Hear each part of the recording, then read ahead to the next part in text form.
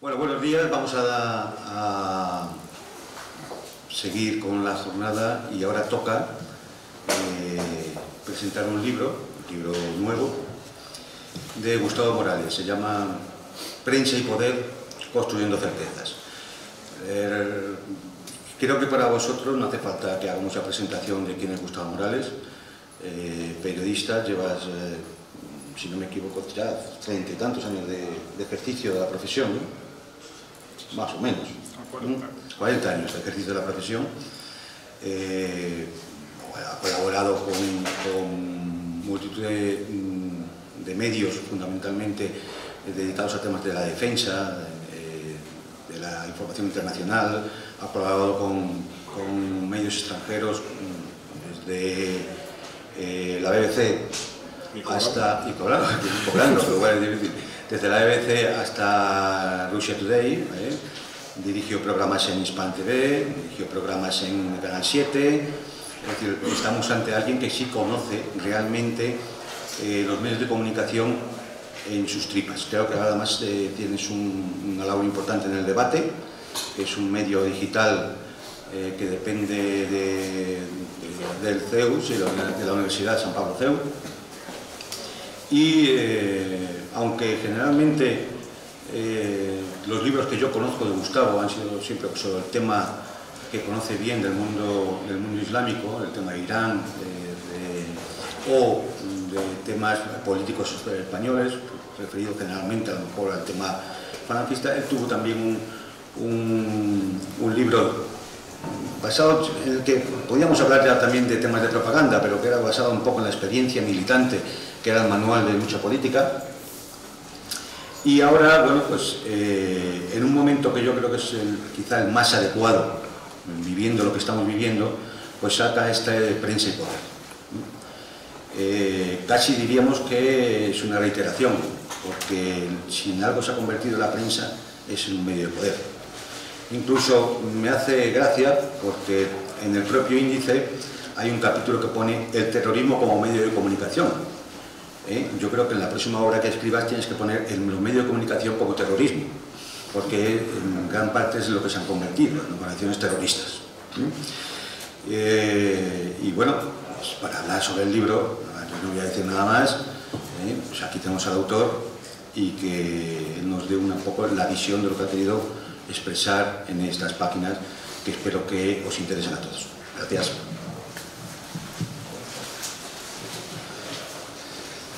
Buenos días.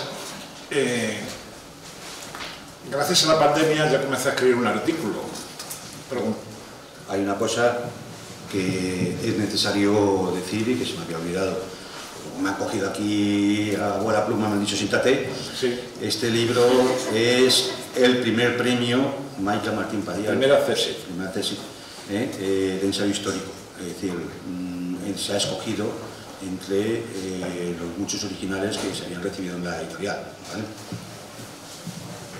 Originales que yo envié a amigos míos mal escritos a posta para que este quedara el primero.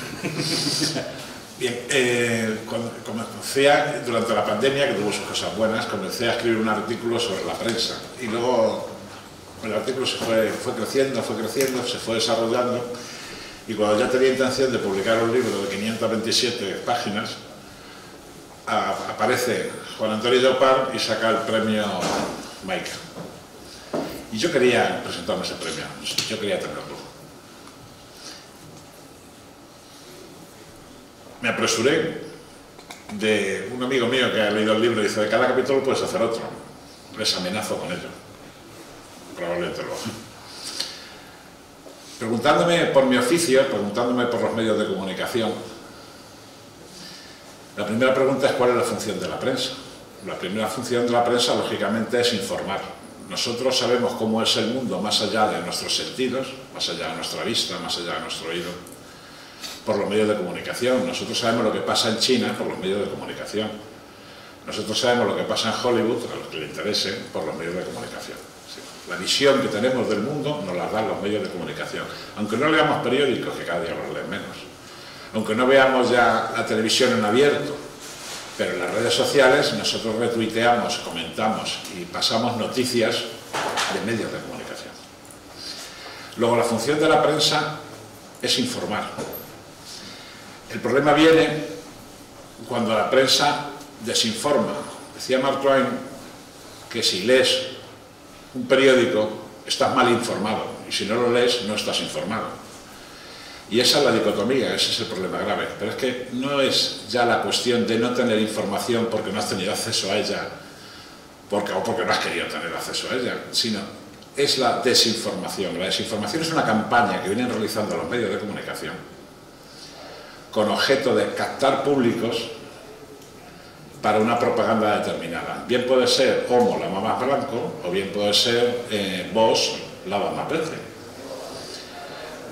Esa construcción de públicos es lo que realmente se vende. Nosotros tenemos medios de comunicación gratuitos, tenemos redes sociales gratuitas y son gratuitas porque el producto somos nosotros. Es decir, nuestros datos, nuestras querencias, nuestra forma de pensar, todo eso es lo que captan los medios y se lo vende a un grupo de intereses determinado. El periodista ya no es aquel romántico que nos pinta las películas en blanco y negro de Hollywood del siglo XX. Ese hombre que se mete en una cárcel para hacer una entrevista a un hombre que va a ser ejecutado, o ese hombre que se enfrenta a todo para conseguirlo. El periodista ahora es un funcionario al servicio del poder. Los directores del periódico ya no son directores del periódico, son CEOs, es decir, son jefes que tienen que presentar cuentas a un consejo de administración. Y esas cuentas, en el caso de los medios de comunicación, muchas veces no se miden por el dinero que se ingresa, se mide por las influencias que se realizan. En el caso del dinero que se ingresa hay una anécdota de un periódico norteamericano, el New York, que publicó que había vida en la Luna y sacó un magnífico reportaje, incluso fotos de la vida en la Luna. Se lo habían inventado todo para vender más ejemplares. Del segundo caso hay otro ejemplo, y es que cuando el presidente Ronald Reagan toma posesión del cargo, se entrevista con el director de la CIA, con William Casey, y le dice: ¿en qué está comprometida la CIA? ¿Qué objetivo tiene la CIA? Dice: el objetivo que tiene la CIA es conseguir que todo el pueblo norteamericano esté desinformado. Esto está publicado, no me lo ha contado a mí ni Reagan ni Casey, que en paz descansen ambos. Y este es el objeto de la prensa. El objeto de la prensa es retorcer la verdad hasta el punto que sea necesario para hacerla coincidir con lo que ellos quieren que ocurra. Hay un viejo dicho en la profesión, si hay aquí alguno que sea periodista, que es: lo que no ha salido en el New York Times no ha pasado. Bien, lo que no sale en los medios de comunicación no ha pasado. Si alguno de ustedes va a China y ve que China se hunde bajo sus pies y vuelve a Europa y cuenta que China se ha hundido bajo sus pies, sus amigos, su madre, su novia, les dirán que eso es mentira porque no ha salido en la televisión. Y sin embargo, si sale en la televisión, sí ocurrirá. Si tú le dices al de al lado: nos están manipulando, te dirá: no, la televisión no ha dicho eso. ¿Por qué? Porque la manipulación llega a tal nivel que somos inconscientes de las cosas que llega a realizar. William Thomas, que es un sociólogo del conocimiento norteamericano, expuso la frase siguiente: si los individuos definen las situaciones como reales, son reales en sus consecuencias. Si un grupo de soldados no sabe que ha terminado la guerra, no recibe información de que ha terminado la guerra, seguirá combatiendo, porque para ellos la guerra no ha terminado. Es decir, nosotros reaccionamos a las informaciones que vamos recibiendo conforme a esas mismas informaciones. Y no tienen por qué ser verdad, porque Aristóteles decía que la información debe ser verdadera. Actualmente la información no debe ser verdadera, simplemente debe ejercer un control. Hubo un momento en que nosotros éramos reprimidos por los carros de combate en las esquinas de las casas, es decir, por el soldado de infantería, por la policía, por los tribunales. Nosotros actualmente somos reprimidos de una forma mucho más sutil, que ni siquiera somos capaces de captar, y si no eres capaz de captar, no te puedes revelar. Esa forma de reprimirnos son los medios de comunicación, son los nuevos púlpitos. Si antaño la Iglesia desde los púlpitos nos decía que era pecado y que no era pecado, ahora los medios de comunicación desde los púlpitos nos dicen qué es lo políticamente correcto y qué es lo políticamente incorrecto. Es la filosofía woke. la que nos están imponiendo a través de todos los medios. Y esto, el combate está en primer lugar en las palabras. La carga que tienen las palabras es fundamental. Nos quieren cambiar las palabras, nos quieren cambiar el lenguaje. Que dejemos de utilizar las palabras concretas y precisas y que empecemos a utilizar otras palabras mucho más difusas, porque esto nos cambia también el pensamiento.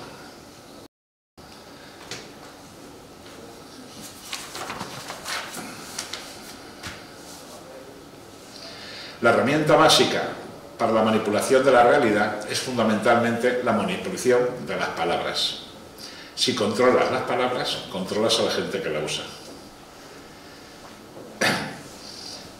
Llegamos por fin a las redes sociales. Las redes sociales manipulan la mente humana, su comportamiento, sus hábitos, sus creencias y generan adicciones.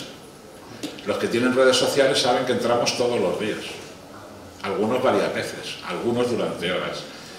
Y miramos esperanzados cuántos me gusta tiene la publicación que hemos hecho. Esperamos la aprobación. Esas redes sociales van construyendo nuestra identidad, van haciendo un carné de quiénes somos, de cómo pensamos, de qué consumimos y cuáles son nuestros gustos. Con lo cual, la propaganda que realizan sobre nosotros puede ser mucho más certera. Ellos no van a dejar que tú entres en otros círculos diferentes, van a mantenerte siempre dentro de tu círculo. Los fascistas hablan con los fascistas, los comunistas hablan con los comunistas, los liberales hablan con los liberales. No quieren que haya enfrentamiento de ideas, quieren mantenernos a todos en círculos cerrados para evitar que haya un avance, para evitar que sepamos que en realidad esto no se trata ya de izquierdas y derechas, sino de arriba y abajo.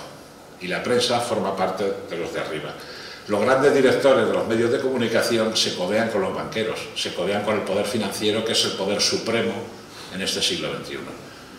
Los medios de comunicación son los que están permitiendo que exista la paz social. Los medios de comunicación son los que están pervirtiendo nuestra forma de pensar. Los medios de comunicación son, en estos momentos, el mejor instrumento de que ha dispuesto el poder para mantenerse como tal. Y lo hacen construyendo certezas que no hace falta que sean ciertas, no hace falta que sean verdaderas, pueden ser absolutamente falsas, pero si se extienden lo suficiente, llegarán muy lejos. La frase se la achaca a Goebbels y es mentira. Goebbels nunca dijo eso, pero la frase es: una mentira, cuanto más grande es, más fácil es hacer que la gente se la crea. Si yo digo que soy rubio, ustedes dirán no. Pero si yo digo que soy todopoderoso, pueden empezar a pensarlo, porque no tengo que hacer ninguna demostración. Simplemente es que yo se lo repita a ustedes durante muchas veces y durante mucho tiempo. Que yo lo mantenga. Y para eso me gustaría citar 10 puntos de la manipulación informativa. Son 10 estrategias.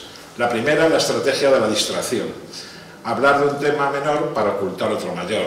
Sube los precios, sube no sé qué, sube no sé cuántos, sube los impuestos, pero vamos a hablar de esa chica que va a Eurovisión, que no me acuerdo cómo se llama, y de la última canción que ha hecho. Y eso es lo importante. Y los de Podemos protestan enérgicamente porque esa chica ha hecho no sé qué o ha hecho no sé cuántos. La gente deja de pensar en que la cesta de la compra les ha subido. La segunda es provocar fuegos y aparecer a continuación como el bombero salvador. Es decir, provocar problemas aparentes y crisis aparentes a los cuales ellos le dan una solución. Esto ya me lo contaban a mí de pequeño cuando era Boy Scout en la patrulla Linces. Es muy viejo, es un invento británico, por cierto. La estrategia de la gradualidad, es decir, ir dando la noticia poco a poco, irnos sumergiendo en ella hasta lograr en un momento determinado que estemos totalmente empapados de esa noticia. La estrategia de diferir, es decir, confrontar opiniones que realmente son iguales. Yo me pongo a discutir con Juan Antonio sobre una cosa y la prensa coge esa cosa, nos sientan dos sillas enfrentadas y nos lleva a debatir, cuando en el fondo, lo esencial, lo que estamos diciendo es exactamente la misma cosa. Esa es la estrategia de izquierda y derecha. La quinta, ya lo saben ustedes, es dirigirse a nosotros como si fuéramos subnormales o niños pequeños. Tratarnos de una forma paternalista, tratarnos con condescendencia.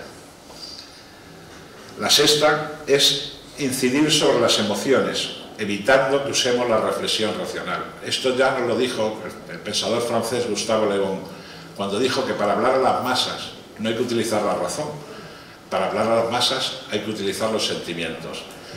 Hobbes, el pensador británico, también lo había dicho antes que él.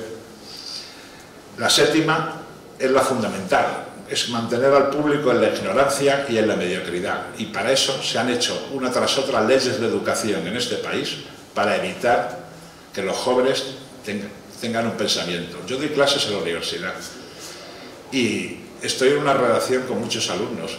Cuando les pregunto qué leen, ninguno de ellos lee nada. Y yo no estoy dando clases en filología o en matemáticas, estoy dando clases en periodismo. Los alumnos de periodismo no leen, se mantienen de la ignorancia. La octava es animar al público a ser complaciente con lo vulgar. Las vulgaridades que van soltando por ahí, nosotros al final acabamos admitiéndolas como algo normal. No hacemos un Will Smith, sino las admitimos e incluso criticamos a los que se levantan contra ellas.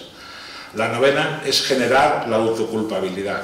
Nos sentimos culpables de todas esas cuestiones y le echamos la responsabilidad a nosotros mismos. En parte es cierto, nosotros somos responsables de ser ignorantes, somos responsables de ser engañados, somos responsables de creernos lo que nos dicen los medios de comunicación. Y la décima es que nos conocen mejor que nosotros mismos, porque ellos nos han estado siguiendo en todas las cosas que hemos publicado en Twitter, en Facebook, en TikTok, en todas esas redes sociales. Y tienen hecha una ficha sobre nosotros que ya nos gustaría tener a nosotros para saber en realidad cómo somos y cómo pensamos. El poder de los medios de comunicación es tal que en estos momentos están absolutamente concentrados. La empresa de comunicación más poderosa del mundo es Walt Disney, sí, la de la Cenicienta, la de la Sirenita. Es la empresa de comunicación más grande. No solo se dedica a hacer películas como las que hacía el viejo camarada Walt Disney, se dedica a hacer fundamentalmente para llevarnos a un modo de pensar, para sacar personajes que están en corriente con la forma actual de pensar, con las tendencias, con las aberraciones sexuales.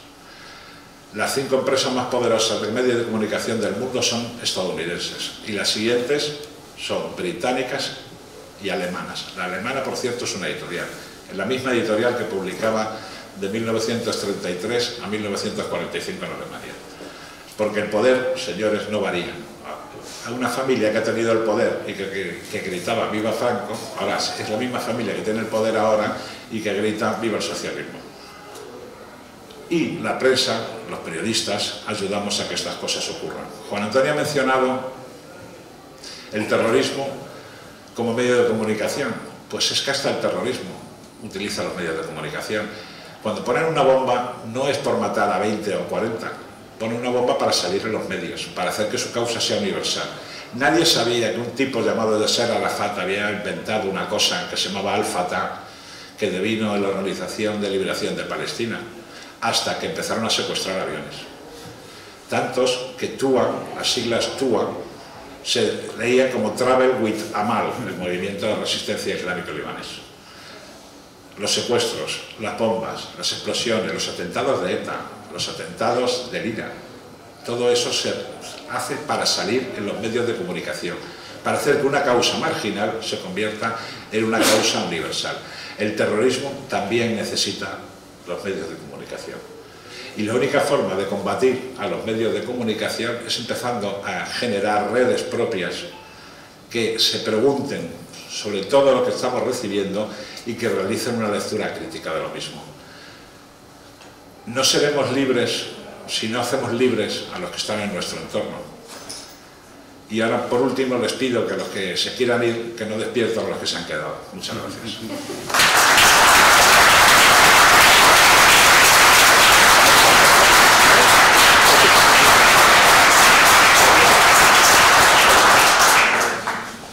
No sé si queréis hacer alguna preguntilla rápida, 5 minutos. Sí. Sobre el libro, lo que queráis. Me gusta ser tan convincente que no genero preguntas. Sois igual que los alumnos de la universidad. No, yo comentaba lo de aquel capítulo que es el de los medios de comunicación como organización terrorista. No el terrorismo como genocida los medios de comunicación, sino que cuando los medios de comunicación ya se dedican también a imponer el terror, estamos en una fase cualitativa nueva. Está aquí. Prensa e ideología. Vale. Está escondido. Está escondido. Yo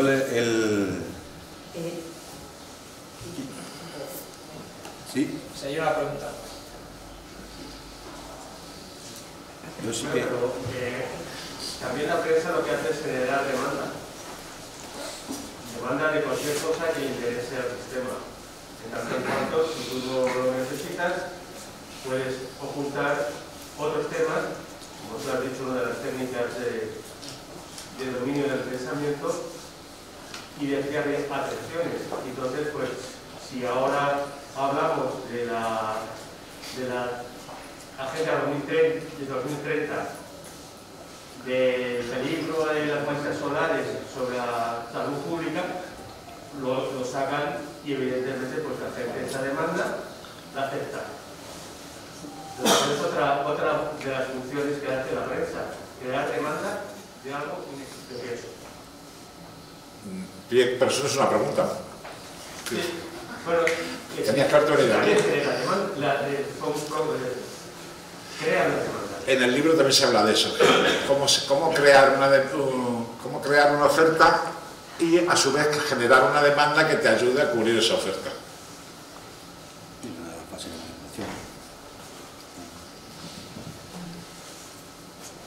Si de la prensa no nos podemos fiar, de las redes sociales... Disculpe, no lo oigo. Si de la prensa no nos podemos fiar, de las redes sociales tampoco, ¿qué nos queda?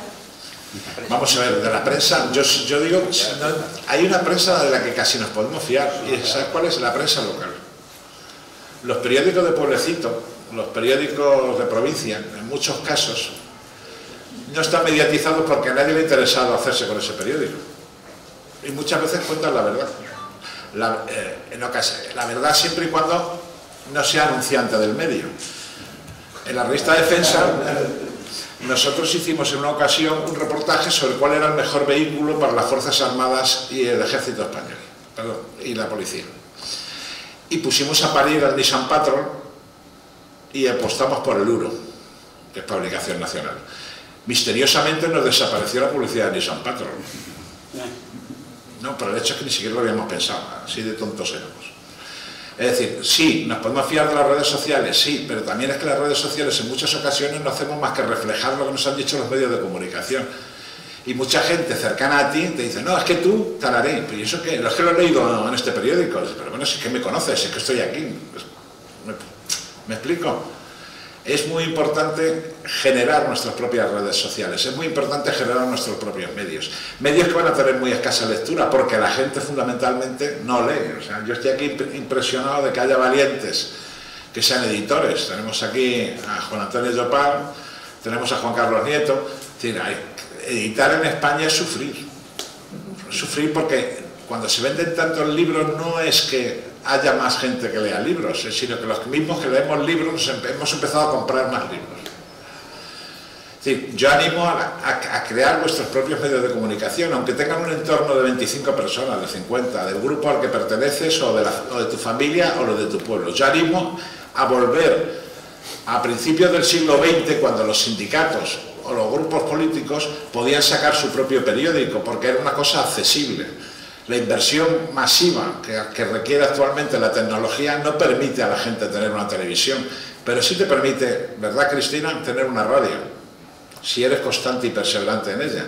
Sí te permite tener un periódico, sí te permite generar redes sociales y, sobre todo, salir de nuestro espacio de confort, porque la mayor parte de los españoles no está en las burbujas en las que nosotros nos movemos. Y hay que llegar a eso. ¿Alguna más? Yo, si me permitís, un minuto para ver lo que es la relación prensa y poder. A mí siempre me gustó este tema. Yo creo que algunos lo conocéis, pero bueno, voy a decir por si alguno no lo conocía, ¿no? Son los titulares del diario parisino El Monitor, cuando el 9 de marzo de 1815 Napoleón se escapa de la isla de Elba. Entonces, pues uno puede ir viendo los titulares de la prensa de esos días, ¿no? Del Monitor. 9 de marzo, el monstruo de Córcega se escapó de su prisión y ha abandonado el destierro. 10 de marzo, El ogro sanguinario corso ha desembocado en Cabo Juan. 11 de marzo. El tigre se ha mostrado en el terreno. Las tropas avanzan para detener por todos lados su avance. Así concluirá su aventura miserable, llegando a ser un vagabundo huido a las montañas. 12 de marzo. El monstruo actualmente ha avanzado hasta Grenoble. 13 de marzo. El tirano está en Lyon. Cunde el temor en las calles por su aparición. 18 de marzo. El usurpador se halla a 40 leguas de la capital. 19 de marzo. Bonaparte avanza con marcha forzada, pero es imposible que pueda alcanzar París. 20 de marzo. Napoleón llegará a los muros de París mañana. 21 de marzo. El emperador Napoleón está en Fontainebleau. 22 de marzo. En la tarde de ayer, Su Majestad Imperial hizo su entrada pública en medio de sus fieles súbditos y llegó a las Tullerías. Nada puede ser la alegría universal. ¡Viva el emperador!